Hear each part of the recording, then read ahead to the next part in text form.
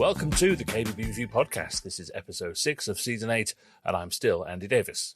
I say still because for all you know, I could be entirely generated by AI, and this voice you're hearing is simply a clever construct. Perhaps the KBB Review podcast is actually a precursor to Judgment Day, which, as you well know, is when Skynet becomes self-aware and launches a global nuclear war seeking to exterminate the human race and take over the world. I certainly hope that's not the case. Being a trigger for catastrophic human extinction would give this podcast a reputation almost as bad as Philip Schofield's. Yes, we're talking about artificial intelligence, or AI, today, and what it may mean for kitchen and bathroom designers now and in the future. Is it going to take your job, or is it going to be an invaluable tool that you can use to not only enhance your skills, but also your ability to give your clients what they want and more? We are very, very lucky to be talking to architect, interior designer, and AI enthusiast, Alan Crawford. But first, do you want to receive all the latest news, opinion, analysis, and features from KBB Review twice a week? Of course you do. You can subscribe to our newsletter and get it delivered straight to your inbox. And if you already get it, then why not sign up everyone else in your business and beyond? Simply go to kbbreview.com/subscribe. So, as I said, we're very lucky to welcome Alan Crawford to the podcast. Hello, Alan. Good morning, Andrew. How are you today? I'm very, very well, thank you. Now, for those under a rock, Alan, give us the 20-second overview of your practice, how long it's been around for, where you're based, and the kind of projects you work on, that kind of thing. I've been in practice officially since 1997. I was a partner in a previous practice before that, but I decided I want to go in my own direction around 1995. And so this year in March, we celebrated 25 years officially in business, riding the highs and lows of the roller coaster of development. We have an office in North London in Muswell Hill. We're lucky we occupy a building that I designed and built about 20 years ago as well, overlooking Alexandra Palace, which is very nice.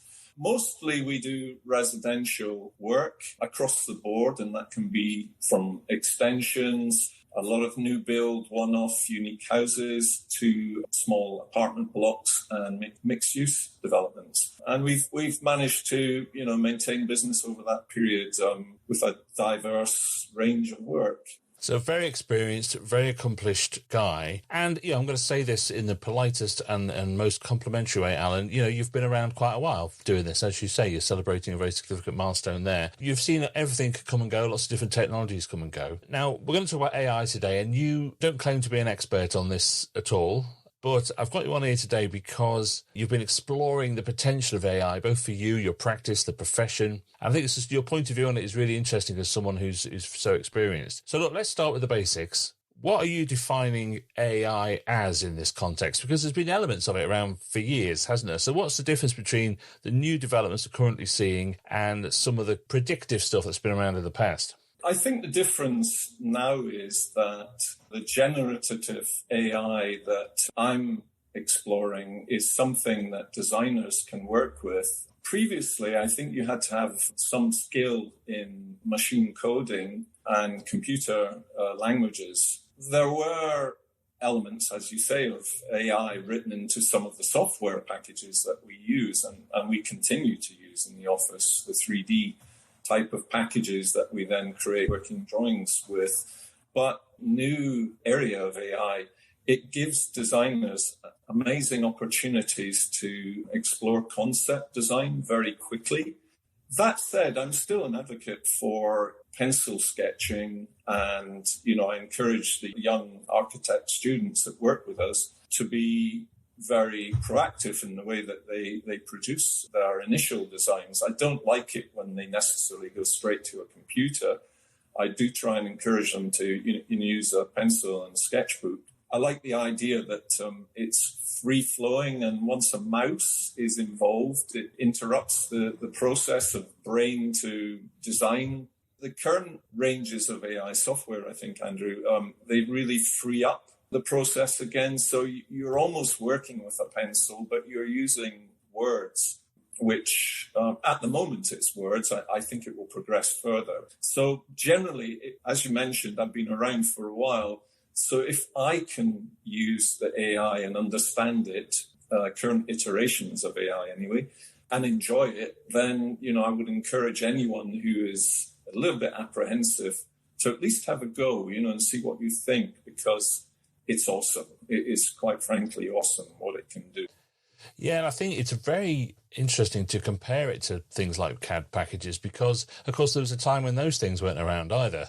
And when they were first introduced, I'm sure there was lots of people who used their draftsman's pencils or whatever, who were thinking that the world was about to end then as well. I love that you're so open-minded about it. I think that's what's great about it for me, because I feel the same way. But I think many people, as we've hinted there, have seen this jump forward as a threat. And there were loads of headlines about how many jobs it will take, etc., etc. Do you think that the optimism will spread as the applications of it become clearer? That you can really see as a professional what elements of your job you can use it in?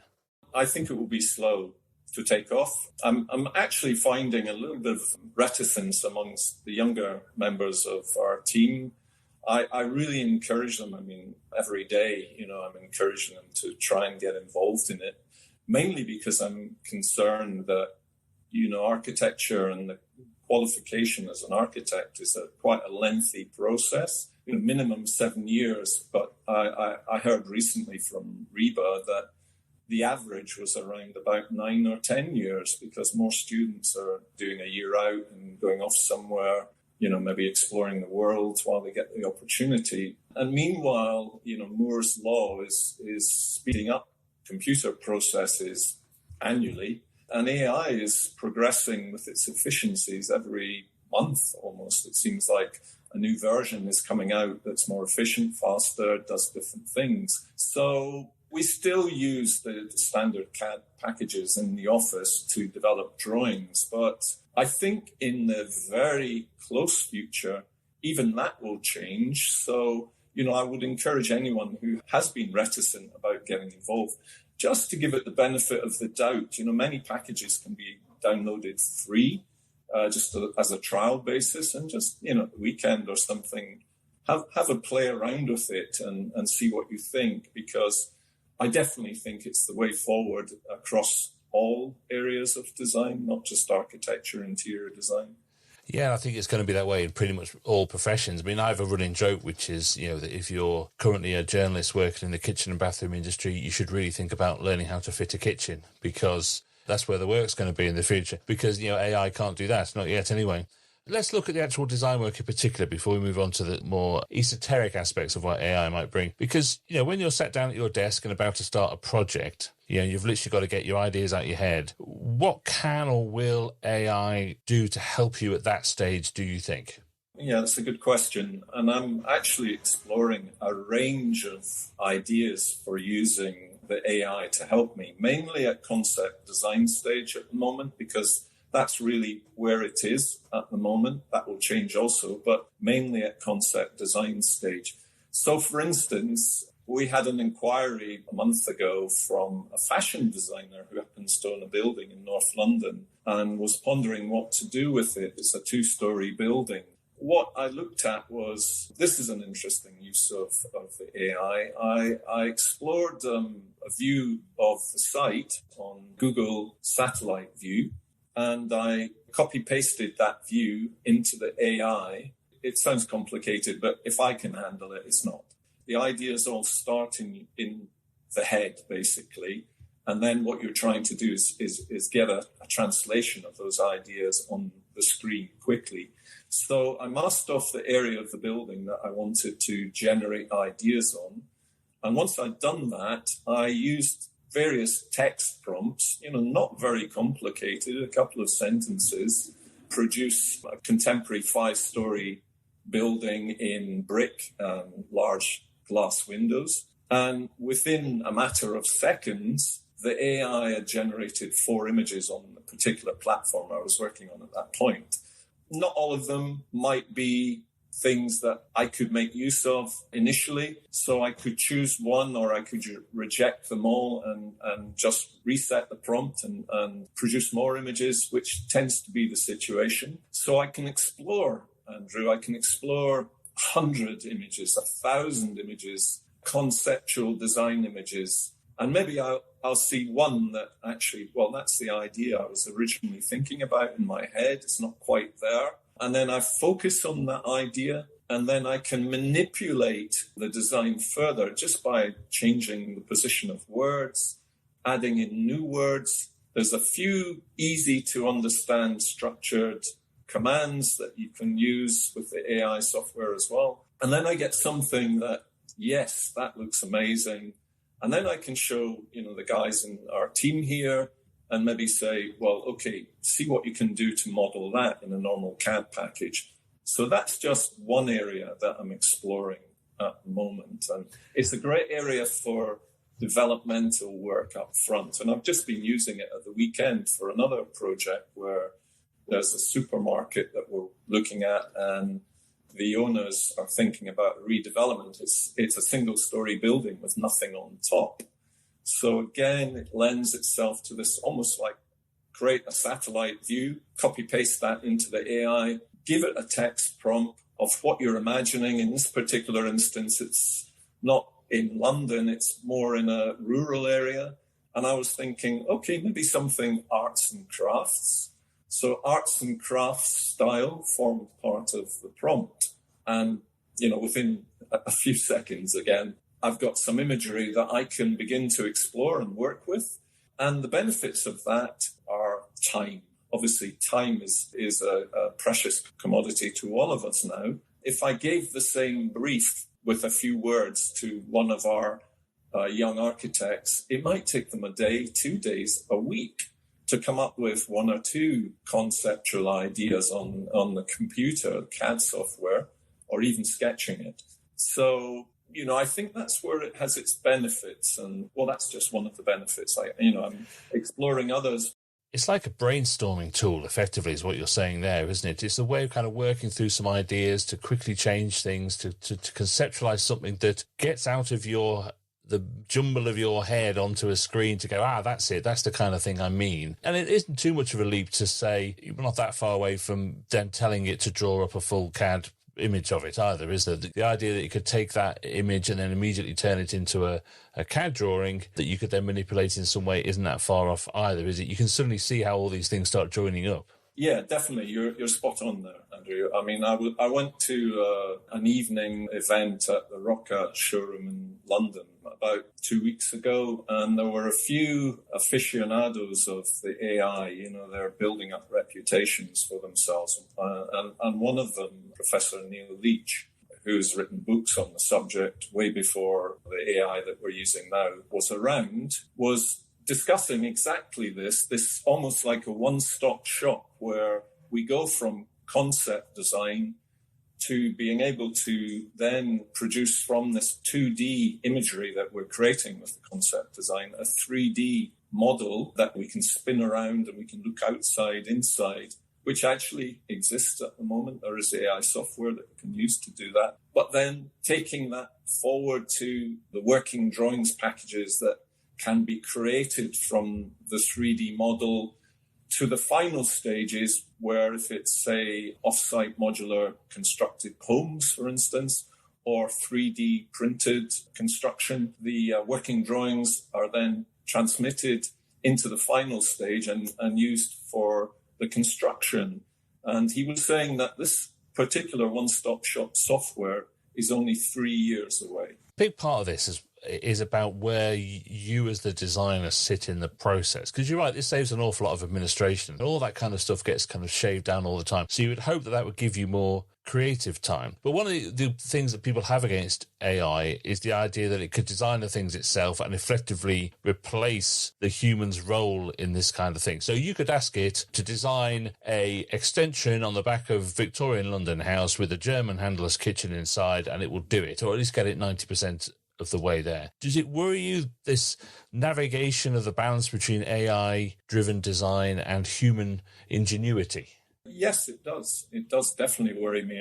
I'm reading a book at the moment called The Age of AI, which, is firing off similar issues within the book. It's a collaboration of three well-known figures, Henry Kissinger being one of them, Eric Schmidt, who was the CEO of Google, and Daniel Huttenlocher, who's a professor of one of the universities in the USA. They're highlighting all the ethical considerations, if you like, that you're just talking about. Will it steal our jobs? Will it take us over completely? And, there are concerns. You only have to go online and you've read about the letter that was written by a lot of scientists and well-known dignitaries to try and slow down the process, because one of the things that is being discussed a lot is how can we regulate this technology, and we mustn't leave it too late to regulate it. The problem being is that, the politicians are not really up to speed on what this software can do, and they're only beginning to get involved now.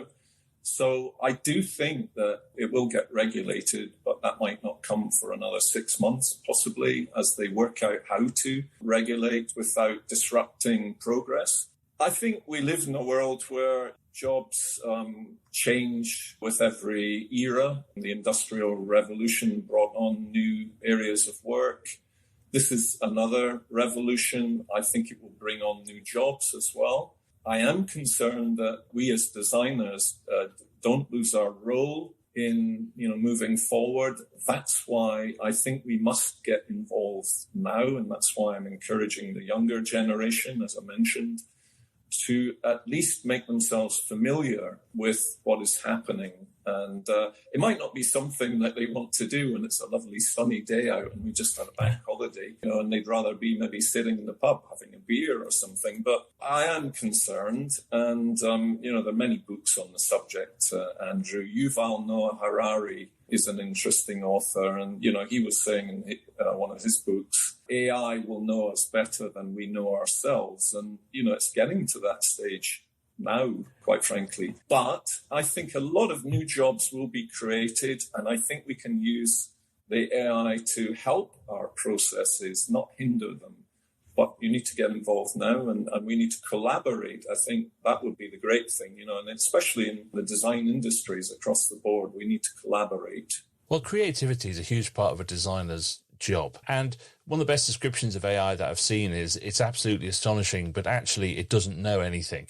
Right? It knows as much as a bag of crisps is the actual quote. It is drawing its information from somewhere else, and the only place it can get that information from is information that has been posted by humans. There'll be a point in the future where it does have its own level of creativity, but there's lots of stuff out there already that looks like it's been designed by a computer, if you know what I mean. Most new build housing looks absolutely atrocious, and it looks like it's been designed by a 12-year-old using their laptop. So if this does encourage a level of creativity in things, it can only be a good thing, as far as I'm concerned, if it is used in the right way as a tool rather than a solution, as you've put it. What's interesting, I think, is its ability to learn and personalise what it does as it goes. That's one of the most fascinating things. So the more you, Alan Crawford, uses it, the more it learns your style and your thought process. So somebody else could ask it to design a extension on the back of a house with a German handler's kitchen in the style of Alan Crawford, and it would make a pretty good fist of it. Does that frighten you too, as a guy with your name above the door of a studio? No, it doesn't frighten me at all, because if I were to ask some of the younger designers that work with us, I want you to design me a contemporary house of such and such a size in this context, on a site in North London. Possibly, some of them would get out sketchbook and paper and, come up with their own unique individual ideas. But more often than not now, I see, designers resort to Pinterest, to Instagram, to, a manner of websites for so-called inspiration. So what they're doing is essentially what the AI is doing, and there are issues around copyright, of course. But, I think that's what designers tend to do now. They're looking at what won the last KBB design competition last year, or maybe we need to make our kitchen look a bit like that. Was it a curvilinear shape? Was it rectilinear? Was it, whatever it might be?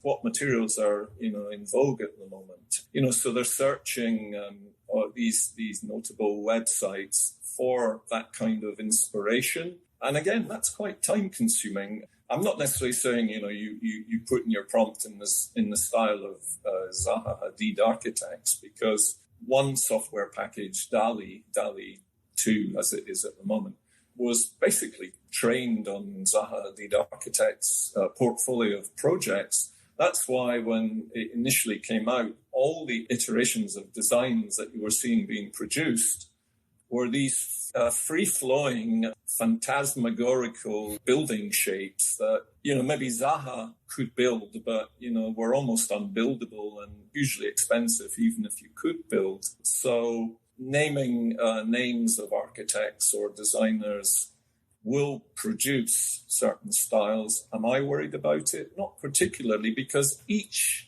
design that the AI produces is unique to itself.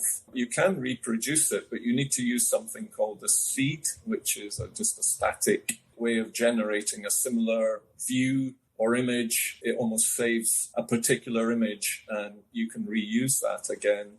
But generally, each individual image is unique to the AI and nobody else could reproduce it, unless they had your seed that is often unique.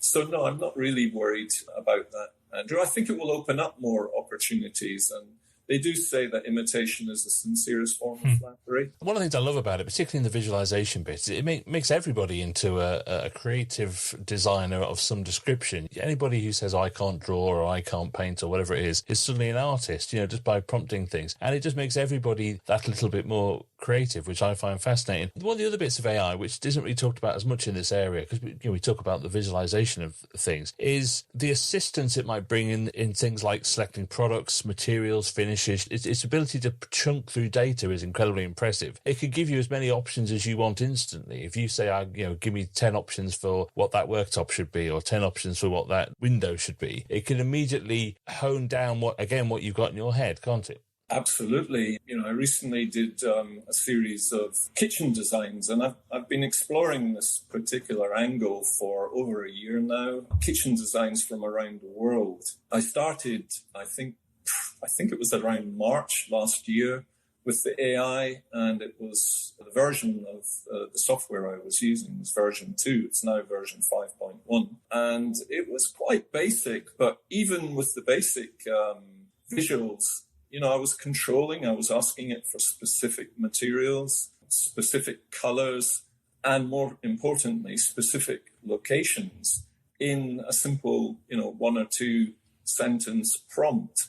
And it was able to discern what I was looking for and coming up with, different options on how the materials were put together. And in the locations that, I was specifying, I had a Caribbean location, so view over a kitchen in the Caribbean using, natural wood and stone materials. In another, I went a bit more wild and it was overlooking Mount Fuji in Japan, and I wanted a sort of crafted but more free-flowing design. And, I was astonished at what concepts that I was able to produce. And as designers, we almost like to claim these as our own, and they're not really. I mean, it's the AI producing these, and then we work with them. But I almost liken it to, in the old days, we had a vision of what,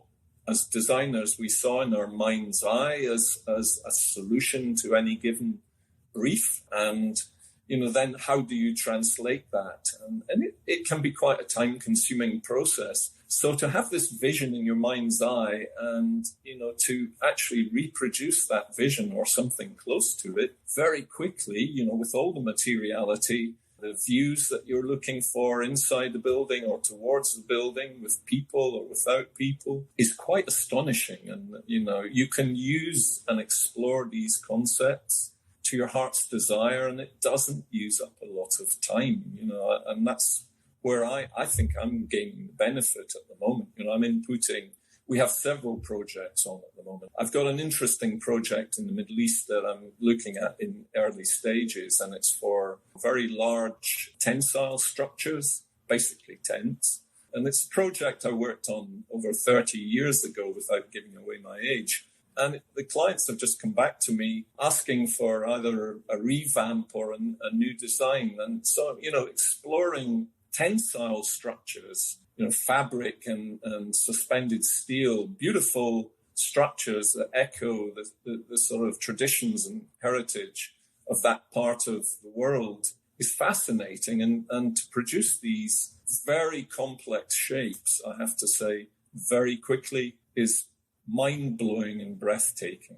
As you say, that ability to switch style, to switch product, to switch... I mean, it's just, the whole thing is just so brilliant. And I think one of the real challenges of this is not how it's going to take all our jobs, but it's how we wrestle this thing under our control to get the results that we want out of it. One of the other bits of a designer's job that's so important, away from the actual designing bit, is the communication you have with your clients, the relationship you have with your clients, and of course the collaboration you have with other professionals in the process, the builders, the fitters, the product specialists or whatever. Can you see a role for AI in that, in how you communicate with people, how you get these ideas out of their heads as well, or how you get the designs and the renders and the suggestions over to them? Is there a role for it in that too? There definitely is. I mean, I mentioned the fashion designer that in the early throes of a project with. For that particular project, I mentioned the satellite views and exploring a number of different options on materiality, scale, massing. The site is next to a number of existing buildings in quite an industrial location.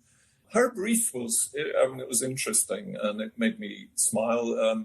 I'd like this building to be the next Sterling Prize-winning building, So, okay, you set the bar very low then. And so what I did was I put together maybe 50 of the selected images that I thought the AI had produced that, echoed some ideas that I quite liked. And I made a slideshow of them, again, using AI, added music, using AI, etc. And I took this along and showed her, and she was blown away, quite frankly, because I took it along a few days after I'd first met her. She was amazed that something could be produced so quickly. But moving on from how blown away she was, in her studio, she has the most amazing fashion design artworks that over her career, and she had worked, beautiful drawings. And in the early days of fashion design, back in the sort of 60s and 70s, when she was she was really just coming into her career, the drawings were produced sketch format, ink on wash, beautiful, hand-drawn drawings, and they're actually works of art. I have a few at home from another designer that I know. But, I said to her, well, actually, have you ever thought about using AI to generate your designs? And this particular designer specialized in beautiful leather outfits for celebrities, pop stars, etc. And I said, well, give me a day and I'll have a look at it for you and show you what it can do. And, the next day I sent her a bunch of amazing images that, I'd worked on with the AI.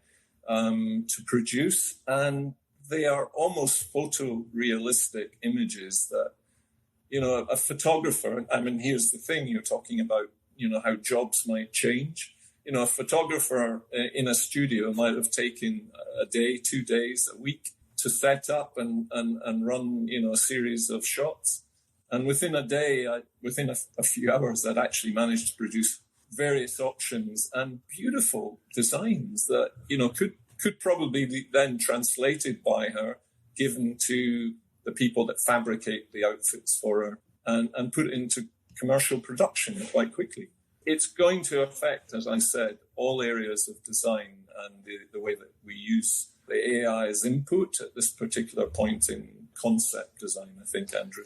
You mentioned this word earlier, and I think it is going to come up again and again and again when people discuss AI, and that's ethics. What are the ethical considerations in all this? Is there a need to have controls of some sort to make sure it's used responsibly and ethically in the design process? Is there a danger that anyone can use this to call themselves a designer? Particularly in kitchens and bathrooms, where it's different if you're an architect, you've got to have those qualifications and be a REBA member or whatever. But if you're just a kitchen and bathroom person who runs a shop, anyone can call themselves a designer. And these kind of tools just allow for that interpretation.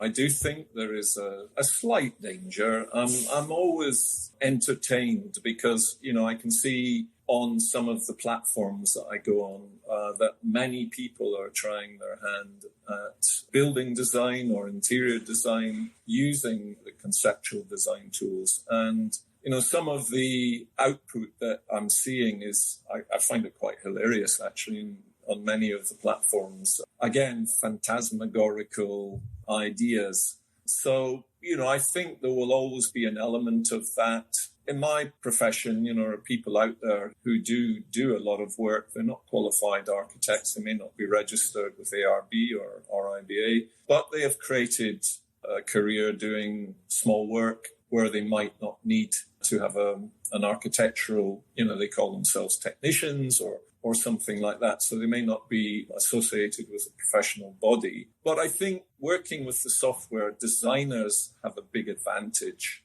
because they've been trained to, look at things like scale, massing, materiality, solid to void ratios, all the sorts of things that are so relevant to design. And, they can manipulate the outcomes of the AI much better, I think, than, anyone just who is untrained, let's say, who is playing around and creating buildings. I'm not saying that in the future it will be like that, but I think for the moment, we do as designers have a huge advantage because we have the seeing eye. We can understand all that goes into the process and the outcomes that we really need to go to the next stage, let's say. So I'm not too worried about that overall, I don't think, Andrew. Yeah, and look, all these conversations are going to go on and on and on. And I'd like to see an AI use the word phantasmagorical, which you have done twice now, which is just phenomenal. Well, I mean, I've created a few phantasmagorical images myself. That's 3 times now. And it's interesting because, if I was sketching ideas out that create these amazing shapes of buildings, it would be quite hard to, draw and visualize quickly. And many of them are completely unbuildable and, would be hugely expensive as an undertaking. So what I'm really trying to do is get away from these amazing creations that are flooding the internet at the moment and actually using it for more down-to-earth project work. So, for instance, we have a project in North London, and it's to design a new house. It's not a big house, but it's next to a listed building, and it's in a conservation area. And we've been in dialogue with the local authority conservation officer, who has given us a bit of a steer, saying, well, in my view, the design could go 2 ways. It could be a stripped-back, minimalist, small building designed as a house that is subservient to the main listed building, which is an arts and crafts style house, a period property, or it can reflect the arts and crafts style house in its intent, but on a smaller scale, almost like a coach house, maybe something like that we used to see a lot of. So using the AI, what I've done is I've input some of my sketches just as sketches, and I've then got the AI to use the sketches to produce stripped back minimalism and arts and crafts as different stylized forms. And I've done that very quickly. And the detail and the level of output is fascinating. So, it's not phantasmagorical. It's actually coming up with amazing brick detailing, pitched roofs, timber structures, and all the planting that the garden has where the site is in the output for the arts and crafts. And then for the pareback minimalism, again, interesting contemporary design that we can borrow from. So the concepts are giving us ideas that we can quickly borrow from. I'm not saying it's going to take away the creativity of the individual because, I might have these ideas in my head already, as I explained, but translating them very quickly and then using what the output provides is a big bonus, because time is a precious commodity in all businesses.